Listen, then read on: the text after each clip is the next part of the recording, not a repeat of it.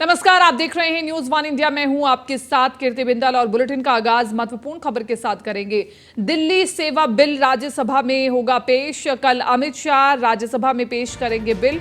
लोकसभा से पहले ही पास हो चुका है बिल। केंद्रीय गृह मंत्री अमित शाह कल संसद के उच्च सदन यानी राज्यसभा में दिल्ली सेवा बिल पेश करेंगे। इस विधेयक का नाम राष्ट्रीय राजधानी क्षेत्र दिल्ली सरकार संशोधन विधेयक 2023 है, जो दिल्ली में अधिकारियों के ट्रांसफर पोस्टिंग से संबंधित है। इससे पहले 3 अगस्त को विपक्ष के भारी हंगामे के बीच ये बिल लोकसभा में ध्वनि मत से पारित हो चुका है। तो बड़ी खबर आपको बता रहे हैं, लोकसभा से पहले ही ये बिल पास हो चुका है और अब उच्च सदन यानी राज्यसभा में इस बिल को रखा जाएगा। दिल्ली सेवा बिल राज्यसभा में होगा पेश। पीयूष तिवारी हमारे साथ ज्यादा जानकारी के साथ संवाददाता बने हुए फोन लाइन पर। पीयूष, दिल्ली सेवा बिल जो कि पहले लोकसभा में पास हो चुका है और अब राज्यसभा में रखा जाएगा, तो राज्यसभा में भी पूरी उम्मीद है कि पास हो जाएगा?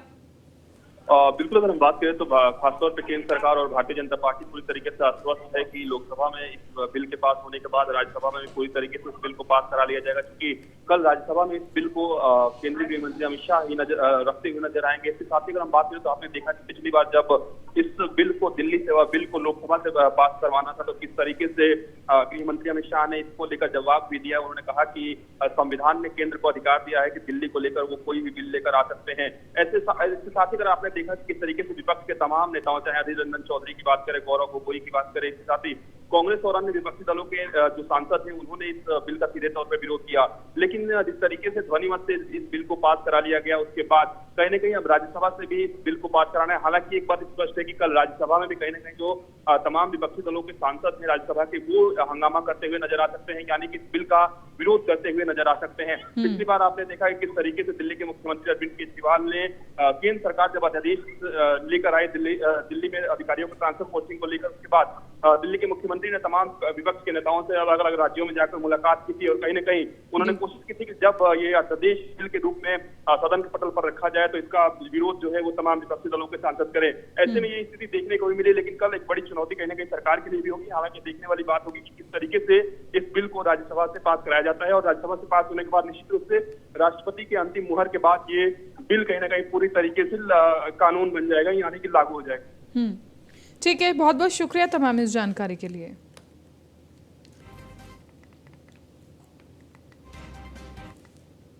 इधर दिल्ली में बीजेपी नेताओं की बड़ी बैठक। शाम 7 बजे बीजेपी नेताओं की बड़ी बैठक होने जा रही है। मध्य प्रदेश के नेताओं को बैठक में बुलाया गया है। अमित शाह ने मध्य प्रदेश के नेताओं को बैठक में बुलाया है। मध्य प्रदेश के सीएम शिवराज सिंह चौहान और वीडी शर्मा शामिल होंगे इस बैठक में। तो बड़ी खबर आपको बता रहे हैं, दिल्ली में बीजेपी नेताओं की बड़ी बैठक और इस बैठक में मध्य प्रदेश के बड़े नेताओं को बुलाया गया है। मध्य प्रदेश के सीएम शिवराज सिंह चौहान और वीडी शर्मा इस बैठक में शामिल होंगे। निश्चित तौर पर मध्य प्रदेश के संबंध में भी ये बड़ी बैठक हो सकती है अगर मध्य प्रदेश के बड़े मंत्रियों को बुलाया गया है तो इस वक्त की बड़ी खबर आपको बता रहे हैं। शाम 7 बजे दिल्ली बीजेपी की होगी बड़ी बैठक। अगली बड़ी खबर दिल्ली से बता रहे हैं, अमृत भारत स्टेशन योजना का शुभारंभ। कार्यक्रम को प्रधानमंत्री नरेंद्र मोदी ने किया संबोधित। आधुनिक सेवाओं से पर्यटन को बढ़ावा। 1 स्टेशन 1 प्रोडक्ट योजना की शुरुआत। आधुनिक ट्रेनों की संख्या बढ़ रही है। स्टेशनों पर देश की संस्कृति की झलक भी दिखाई दे रही है। तो बड़ी खबर आपको बता रहे हैं, विकास का संकल्प, स्टेशनों का कायाकल्प। स्टेशनों पर देश की संस्कृति की झलक दिखाई दे रही है। रेलवे के विकास के लिए लगातार काम हो रहा है। देश में 13 गुना ज्यादा HLB कोच बन रहे हैं। नागालैंड में 100 साल बाद दूसरा रेलवे स्टेशन। रेलवे स्टेशनों पर वाईफाई की सुविधा है। इसके अलावा रेलवे भारत की लाइफलाइन है। क्या था? किसी भी व्यवस्था को ट्रांसफॉर्म करने के लिए जरूरी होता है कि हम उसके पोटेंशियल को पहचानें।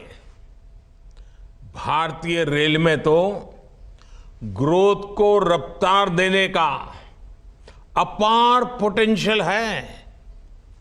इसी सोच के साथ बीते 9 वर्षों में हमने रेलवे में रिकॉर्ड इन्वेस्टमेंट किया है। इस साल के रेलवे को 2.5 लाख करोड़ रुपए से ज्यादा का बजट दिया गया है। ये बजट 2014 की तुलना में 5 गुना ज्यादा है। आज एक होलिस्टिक सोच के साथ खबर बिहार के कैमूर जिले से है, जहां अमृत भारत स्टेशन योजना के तहत पंडित दीनदयाल उपाध्याय गया रेल मंडल में कैमूर के 3 स्टेशन दुर्गावती, भभुआ रोड एवं कुदरा स्टेशन का पुनर्विकास के लिए आज प्रधानमंत्री नरेंद्र मोदी वीडियो कॉन्फ्रेंसिंग के माध्यम से शिलान्यास किया। वीडियो कॉन्फ्रेंसिंग के दौरान जिले के दुर्गावती, भभुआ रोड और कुदरा स्टेशन को भव्य तरीके से सजाया गया था, जहां सांसद और विधायकों की उपस्थिति में प्रधानमंत्री ने 61 करोड़ की लागत से तीनों स्टेशनों का पूर्व निर्माण कराने के लिए शिलान्यास किया है। आप बता दें कि अमृत भारत स्टेशन योजना के तहत पूरे देश भर में 508 स्टेशनों का पूर्व निर्माण कराया जाएगा, जिसमें केंद्र सरकार करोड़ों का खर्च कर रही है। वहीं मीडिया से बातचीत के दौरान मोहनिया विधायक संगीता कुमारी ने बताया कि रेलवे आम से लेकर खास लोगों के जीवन में बहुत उपयोगी है। ऐसी चीज है जिसका लाभ गरीब और अमीर सबको मिलता है। रेलवे एक ऐसा माध्यम है जहां गरीब व्यक्ति, समाज के अंतिम व्यक्ति उसका उपयोग करता है। अगर अत्याधुनिक सुविधाओं से लैस अगर रेलवे स्टेशन की सुविधा मिल जाती है तो बेहतर रहेगा। लेकिन कैमूर, चूंकि कैमूर एरिया है और कैमूर मामुंडेश्वरी की चिर प्रतीक्षित लोगों की डिमांड कि कब हम इतनी रेलवे में आधुनिकीकरण हो रहा है, तो कब हम एक ऐसा एरिया भी है जो अभी भी रेलवे की सुविधा वहाँ उपलब्ध नहीं है। तो ये भी हमारी भारत सरकार से भी मांग है और ये लोगों की चूंकि डिमांड है कि कैमूर मामुंडेश्वरी से रेलवे को जल्द से जल्द जोड़ा जाए और जल्द से जल्द वहाँ के लोगों को भी सौगात मिले और अमृत भारत योजना के तहत अमृत का रस थोड़ा मामुंडेश्वरी के लोगों को भी और थोड़ा उधर कैमूर के क्षेत्र में भी लोगों को। बिहार के औरंगाबाद में अमृत भारत स्टेशन योजना के तहत जिले के अनुग्रह नारायण रेलवे स्टेशन का शिलान्यास पीएम मोदी ने किया। इस स्टेशन का पूर्ण विकास 13 करोड़ रुपए की लागत से पुनर्विकास किया जाएगा और यहां यात्रियों को विश्व स्तरीय सुविधाएं उपलब्ध कराई जाएंगी। अनुग्रह नारायण रोड स्टेशन पर आयोजित कार्यक्रम के विशिष्ट अतिथि औरंगाबाद के सांसद सुशील कुमार सिंह ने कहा कि प्रधानमंत्री नरेंद्र मोदी के नेतृत्व में रेल विकास के क्षेत्र में अभूतपूर्व कदम उठाए गए हैं। रेल सुविधाएं काफी हद तक बढ़ी हैं। इसके साथ ही उन्होंने कहा कि अमृत भारत स्टेशन विकास योजना के तहत औरंगाबाद संसदीय क्षेत्र के 3 स्टेशनों अनुग्रह नारायण रोड, रफीगंज और गुरारू का चयन किया गया है।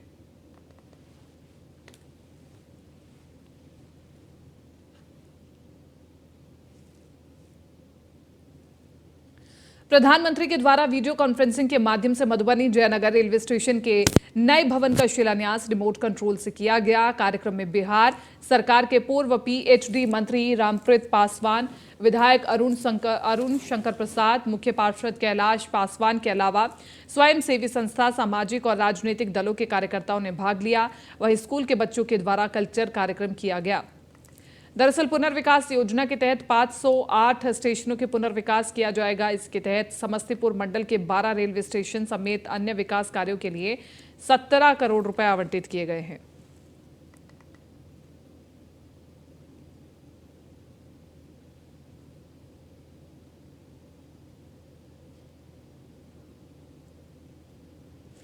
बिहार के मोतिहारी के बापूधाम रेलवे स्टेशन और सुगौली रेलवे स्टेशन का अमृत भारत स्टेशन योजना के तहत प्रधानमंत्री नरेंद्र मोदी ने वीडियो कॉन्फ्रेंसिंग के माध्यम से पुनर्विकास कार्य का शिलान्यास किया। इस योजना के तहत पूर्वी चंपारण जिला के बापूधाम, मोतिहारी और सुगौली रेलवे स्टेशन का भी विकास होगा।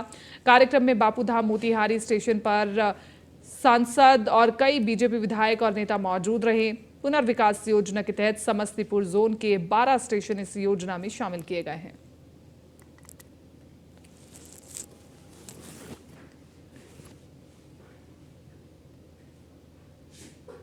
वक्त एक बहुत छोटे से ब्रेक का, जल्द हाजिर होंगे। महाराष्ट्र सरकार जल्द ही लव जिहाद पर कानून ला सकती है। महाराष्ट्र के उप मुख्यमंत्री देवेंद्र फडणवीस ने शनिवार को कहा कि राज्य सरकार लव जिहाद पर पाबंदी लगाने के लिए एक कानून लाने के बारे में सोच रही है, लेकिन कोई भी फैसला लेने से पहले अन्य राज्यों के इसी तरह के कानूनों के बारे में पढ़ाई की जाएगी, फिर लॉ बनाया जाएगा। उन्होंने कहा कि लड़कियों की शादी और धर्म परिवर्तन कराने के कई मामले सामने आ रहे हैं। हर तरफ से इसके खिलाफ कानून बनाने की मांग हो रही है। इससे पहले मैंने सदन में भी घोषणा की थी। 24 मार्च को फडणवीस ने लव जिहाद को साजिश बताया था। उन्होंने लव जिहाद पर आशंका जाहिर करते हुए कहा था कि इसके पीछे कोई साजिश नजर आती है। मोठ्या प्रमाणात या कायद्याची मागणी आहे। अलीकडच्या काळामध्ये महाराष्ट्रामध्ये विशेषतः आयडेंटिटी लपवून मुलींसोबत त्या ठिकाणी लग्न करायचे, धर्मांतरण करायचे, अशा प्रकारच्या केसेस मोठ्या प्रमाणात बाहेर देखील आलेल्या आहेत आणि त्या संदर्भात सर्व कॉर्नर्समधनं अशा प्रकारची मागणी होते आहे की कायदा केला पाहिजे। मी स्वतः मागच्या काळात सभागृहात घोषित केलं होतं।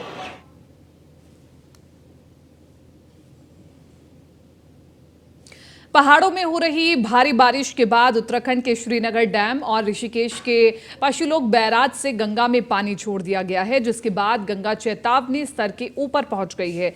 गंगा हरिद्वार में अपने चेतावनी स्तर 293 मीटर से ऊपर 293.40 मीटर पर बह रही है, जिसके बाद यूपी और आसपास के क्षेत्रों में एक बार फिर बाढ़ जैसे हालात बन गए हैं।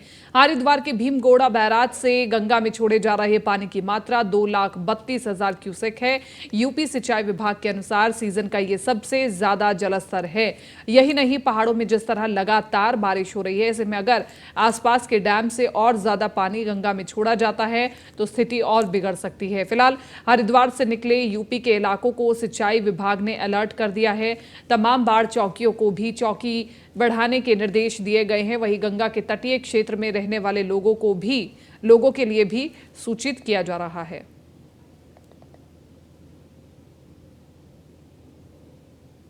गंगा का जलस्तर बढ़ के फ्लशिंग के कारण 293.40 हो गया है, जिसके सापेक्ष डिस्चार्ज 2,32,000 क्यूसेक है। तो ये पानी कहाँ से छोड़ा गया है? ये पानी श्रीनगर और पशुलोक बैराज से छोड़ा गया है। तो इसका प्रभाव कितना पड़ेगा निचले इलाकों में, उत्तर प्रदेश, अन्य प्रदेशों में? ये पानी नीचे जाएगा और नीचे के इलाकों को प्रशासन द्वारा अलर्ट कर दिया गया है। और ये जो कौन कौन से एरिया है जो मेन में जो लोजपा रामविलास के राष्ट्रीय अध्यक्ष चिराग पासवान कटिहार के बरसोई पहुंचे, जहां उन्होंने गोलीकांड के शिकार हुए परिजनों से मुलाकात की। दरअसल 26 जुलाई को कटिहार के बारसोई में बिजली के लिए आंदोलन कर रहे कार्यकर्ताओं पर गोली चलाई गई थी, जिसमें सोनू और खुर्शीद की मौत हो गई और नियाज घायल हो गए, जिसका इलाज सिलीगुड़ी में चल रहा है। इसी कड़ी में लोजपा रामविलास के राष्ट्रीय अध्यक्ष चिराग पासवान बारसोई पहुंचे, तो वहीं उन्होंने नीतीश सरकार और जिला प्रशासन पर जमकर हमला बोला। इस दौरान चिराग पासवान ने कहा कि नीतीश कुमार से बिहार संभल नहीं रहा है।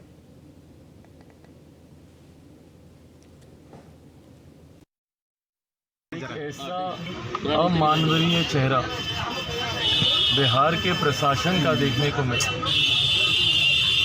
जहां पर लोग अपने न्याय की गुहार लगाए, अपने अधिकारों की लड़ाई मोबाइल आप नीचे कीजिए तो हम आईडी अपने आप नीचे चलते हैं।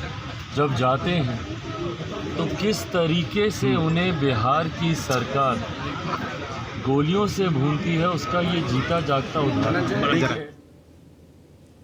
हिंदुस्तानी आवाम मोर्चा सेक्युलर के प्रदेश महासचिव सह नवादा जिला संगठन प्रभारी रोमित कुमार के नेतृत्व में आज नवादा जिला गांधी इंटर विद्यालय के प्रांगण में विशाल गरीब जनसभा का आयोजन किया गया। इस दौरान प्रदेश महासचिव नवादा जिला संगठन प्रभारी रोमित कुमार ने कहा कि गांधी इंटर विद्यालय के प्रांगण में पार्टी के संस्थापक संरक्षक पूर्व मुख्यमंत्री जीतन राम मांझी और पार्टी के राष्ट्रीय अध्यक्ष बिहार सरकार के पूर्व मंत्री डॉक्टर संतोष कुमार सुमन की उपस्थिति में ये गरीब जनसभा आयोजित की गई है।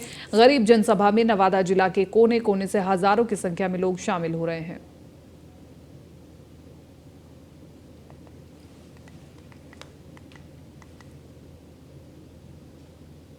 खबर बिहार के भागलपुर से है, जहां नाथनगर के बाबा मनस्कामना नाथ मंदिर के मुख्य द्वार पर 15 अगस्त के ही दिन बाबा मनस्कामना नाथ मंदिर में भ्रष्टाचार को लेकर नागरिक संघ के सचिव प्रमोद कुमार सिन्हा आत्मदाह करेंगे।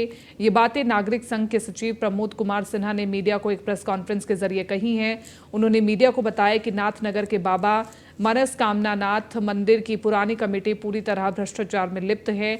इसके लिए विगत कई वर्षों से लगातार सीओ, एसडीएम, डीएम, कमिश्नर से लेकर मुख्यमंत्री तक भ्रष्टाचार में लिप्त हैं। दोषियों की कार्रवाई की मांग एवं मंदिर की पुरानी कमेटी को भंग को लेकर के न्याय की गुहार लगा चुके हैं। लेकिन बिहार राज्य धार्मिक न्यास पार्षद बोर्ड के समक्ष भी कार्रवाई की मांग करते आ रहे हैं, लेकिन अभी तक मंदिर के भ्रष्टाचारियों के ऊपर कोई कार्रवाई नहीं हुई है, जबकि न्यायालय के आदेश के बावजूद प्रशासन भ्रष्टाचारियों पर कार्रवाई नहीं कर रही है।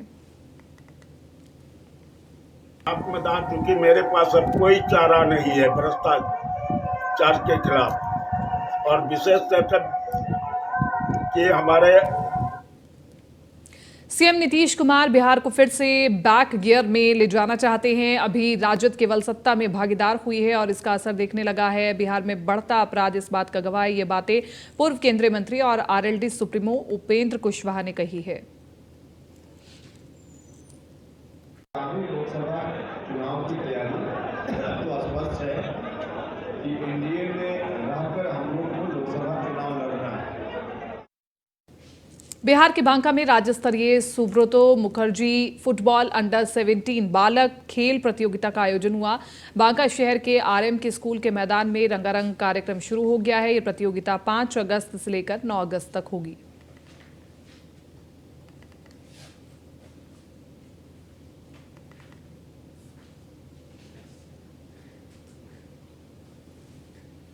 खबर बिहार के बांका से है, जहां भागलपुर प्रमंडल के डीआईजी ने बांका अनुमंडल पुलिस पदाधिकारी कार्यालय का औचक निरीक्षण किया। डीआईजी विवेकानंद ने अनुमंडल पुलिस पदाधिकारी कार्यक्रम के निरीक्षण के क्रम में बेहतर पुलिसिंग व्यवस्था कायम रखने के लिए गहन समीक्षा बैठक की है।